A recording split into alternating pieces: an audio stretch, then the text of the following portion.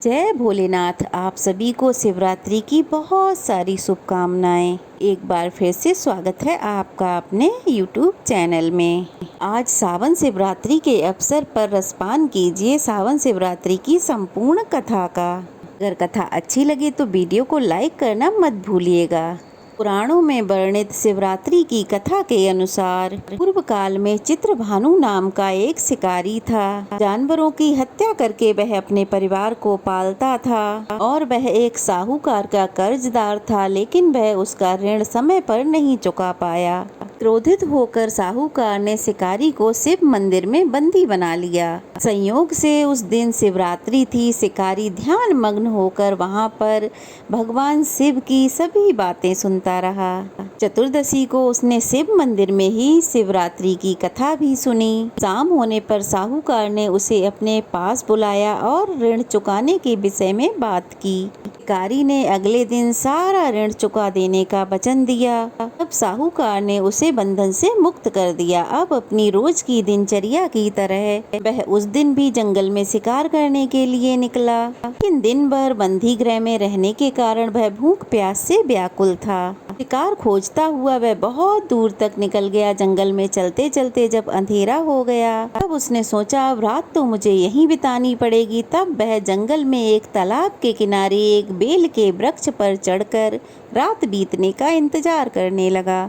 उस बेल वृक्ष के नीचे ही शिवलिंग था, जो कि इस समय बेल पत्रों से ढका हुआ था। शिकारी को इस बात का बिल्कुल पता नहीं था। पड़ाव बनाते समय जब उसने टहनियां तोड़ी वे सब शिवलिंग पर गिरती चली गईं। इस प्रकार दिन भर भूखे प्यासे शिकारी का व्रत भी हो गया और शिवलिंग पर अनजाने में ही बेलपत्र भी चढ़ गए।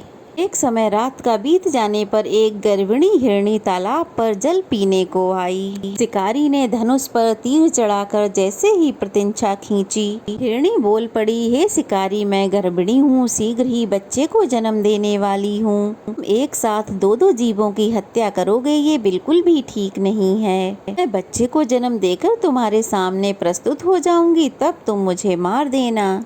तुम्हें वचन देती हूँ। गर्भिणी हिरणी की बात सुनकर शिकारी को दया आ गई। उसने अपने धनुष की प्रतिंछा ढीली कर दी। वह हिरणी देखते ही देखते जंगल की झाड़ियों में गायब हो गई। प्रतिंछा चढ़ाने और खींचते समय अनायास ही कुछ बेलपत्र शिवलिंग पर टूटकर गिर गए।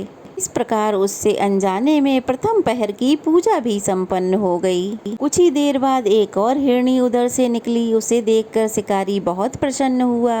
उसे देखकर शिकारी ने धनुष पर बाण चढ़ा लिया।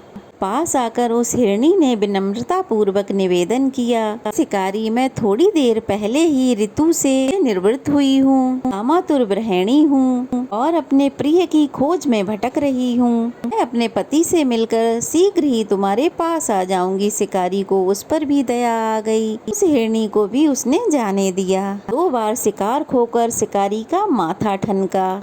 अब वह चिंता में पड़ गया कि अगर इसी तरह शिकार छोड़ता रहा तो वह अपने परिवार का पेट कैसे पालेगा और उस साहूकार का कर्ज कैसे चुकाएगा। रात का आखिरी पहर बीत रहा था। इस समय भी धनुष से कटकर कुछ बेलपत्र शिवलिंग पर जा गिरे।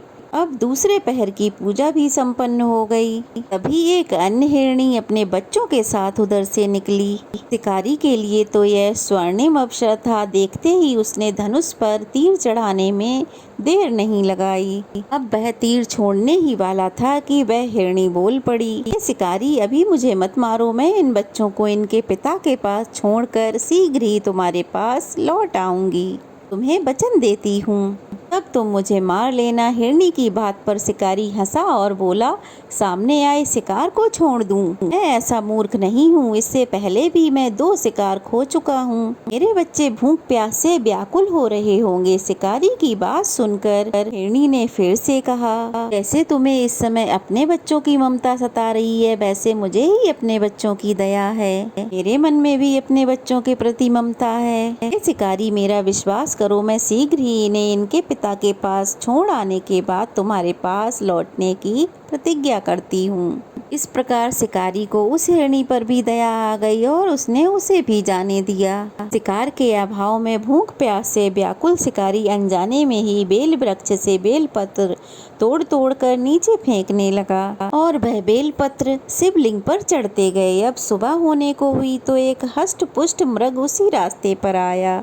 अब शिकारी ने सोचा कि मैं इसे तो जरूर मारूंगा, किसी कीमत पर नहीं छोड़ूंगा। शिकारी की तनी प्रतीक्षा को देखकर वह हिरण विनीत स्वर में कहने लगा, हे शिकारी, अगर तुमने मुझसे पहले आने वाली 3 हिरणियों और छोटे छोटे बच्चों को मार डाला है तो मुझे मारने में भी तनिक भी देर मत करो, ताकि मुझे उनके वियोग में दुख ना सहना पड़े, क्योंकि मैं उन हिरनियों का पति हूँ। और अगर तुमने उन्हें जीवन दान दिया है तो मुझे भी कुछ समय का जीवन दान देने की कृपा करो। मैं उनसे मिलकर तुम्हारे समक्ष शीघ्र ही प्रस्तुत हो जाऊंगा, मैं तुम्हें वचन देता हूँ। हिरन की बात सुनते ही शिकारी के सामने रात का पूरा घटना चक्र घूम गया। अब उसने सारी बात हिरण को सुना दी। हिरण बात सुनकर कहने लगा, हे शिकारी, मेरी तीनों पत्नियां जिस प्रकार प्रतिज्ञाबद्ध होकर यहाँ से गई हैं, मेरी मृत्यु के बाद वे अपनी प्रतिज्ञा का पालन नहीं कर पाएंगी। जैसे तुमने उन्हें विश्वास पात्र मानकर छोड़ा है, वैसे ही मुझे भी जाने दो। मैं जल्द ही उन सब के साथ तुम्हारे सामने प्रस्तुत हो जाऊंगा। अब शिकारी को उस पर भी दया आ गई और उसने उस हिरन को भी जाने दिया। सुबह हो गई। उपवास, रात्रि जागरण और शिवलिंग पर बेलपत्र चढ़ाए जाने पर अनजाने में ही शिकारी से शिवरात्रि की चारों पहर की पूजा भी पूर्ण हो गई। जाने में की हुई पूजा का उसे तुरंत ही परिणाम मिल गया। शिकारी का हिंसक हृदय निर्मल हो गया, उसमें भगवत भक्ति का वास हो गया।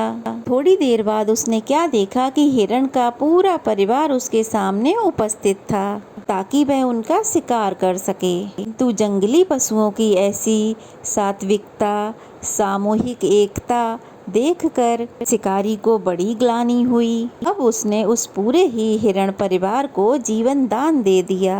अनजाने में ही शिवरात्रि के व्रत का पालन करने से शिकारी को मोक्ष की प्राप्ति हुई। जब मृत्यु समय में यमराज के दूत उसके प्राणों को ले जाने आए तो शिव गणों ने उन्हें वापस भेज दिया और शिकारी को शिवलोक ले गए। शिवजी की कृपा से ही राजा चित्रभानु इस तरह से अपने पिछले जन्म को याद रख पाए और महाशिवरात्रि के महत्व को जानकर अगले जन्म में भी उसका पालन कर पाए। इस प्रकार शिवरात्रि के दिन जो भी भक्त सच्चे मन से इस कथा को पढ़ता है और दूसरों को सुनाता है तो भगवान शिव उन पर सदा प्रसन्न रहते हैं, उनकी सभी इच्छाएं पूरी करते हैं। प्रेम से बोलो भोलेनाथ की जय, माता पार्वती की जय। ये थी शिवरात्रि व्रत की कथा। कैसी लगी कमेंट बॉक्स में बताइएगा और वीडियो को लाइक कीजिएगा, चैनल को सब्सक्राइब कीजिएगा। इस कथा को शिवरात्रि के दिन ज़्यादा से ज़्यादा लोगों को सुनाइएगा, स्वयं सुनिएगा, वीडियो को शेयर कीजिएगा ताकि ज़्यादा से ज़्यादा लोग सुन पाएँ। जय भोलेनाथ।